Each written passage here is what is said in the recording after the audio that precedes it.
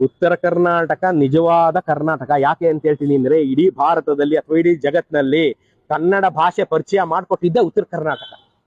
ಉತ್ತರ ಕರ್ನಾಟಕಕ್ಕೆ ಇರೋ ಪೊಟೆನ್ಶಿಯಲ್ ಆ ಜನಕ್ಕೆ ಗೊತ್ತಿಲ್ಲ, ಅವ್ರಿಗೆ ಗೊತ್ತಿಲ್ಲ. ಅವ್ರ ಪೊಟೆನ್ಶಿಯಲ್, ಅವ್ರ ಶಕ್ತಿ, ಅವ್ರ ಸಾಮರ್ಥ್ಯ ಏನಿದೆ ಅಂತ ಅವ್ರಿಗೆ ಗೊತ್ತಿಲ್ಲ. ಯಾಕೆಂದ್ರೆ ಬಾದಾಮಿಯ ಚಾಲುಕ್ಯರು, ಮಳಖೇಡದ ರಾಷ್ಟ್ರಕೂಟರು ಇಡೀ ಪ್ರಪಂಚದಾದ್ಯಂತ ತಮ್ಮ ಛಾಪನ್ನ ಒತ್ತಿದ್ರು. ಅಲ್ಲೆಲ್ಲ ಕನ್ನಡ ಶಾಸನಗಳನ್ನ ಹಾಕಿದ್ರು. ಮೂರನೇ ಗೋವಿಂದ ರಾಷ್ಟ್ರಕೂಟರ ದೊರೆ ಮೂರನೇ ಗೋವಿಂದನ ಆನೆಗಳು ಗಂಗೆಯಲ್ಲಿ ಸ್ನಾನ ಮಾಡಿದ್ವು, ಗಂಗೆಯ ನೀರನ್ನ ಕುಡಿದ್ವು ಅಂತ ಇತಿಹಾಸ ಬರೀತದೆ. ಅಲ್ಲಿವರೆಗೂ ಹೋಗಿದ್ದ. ಭಾರತಾದ್ಯಂತ ಹರಡಿತ್ತು. ರಾಷ್ಟ್ರಕೂಟರ ಕಾಲದಲ್ಲಿ ಕನ್ನಡಿಗರು ಅಂದ್ರೆ ಏನು ಅಂತ ಇಡೀ ಭಾರತಕ್ಕೆ ಗೊತ್ತಿತ್ತು. ಉತ್ತರ ಕರ್ನಾಟಕದಲ್ಲಿರೋ ಪೊಟೆನ್ಶಿಯಲ್ ಎಲ್ಲೂ ಇಲ್ಲ. ನಿಜವಾದ ಕರ್ನಾಟಕ ಉತ್ತರ ಕರ್ನಾಟಕ. ಅವ್ರದ್ದೇ ಅಷ್ಟು ಸ್ಟ್ರಾಂಗ್ ಪೊಟೆನ್ಶಿಯಲ್ ಇರೋದು.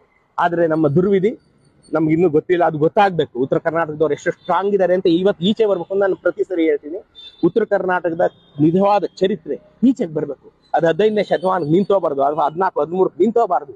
ಅದು ಕ್ರಿಸ್ತ ಪೂರ್ವದವರೆಗೂ ಹೋಗ್ಬೇಕು.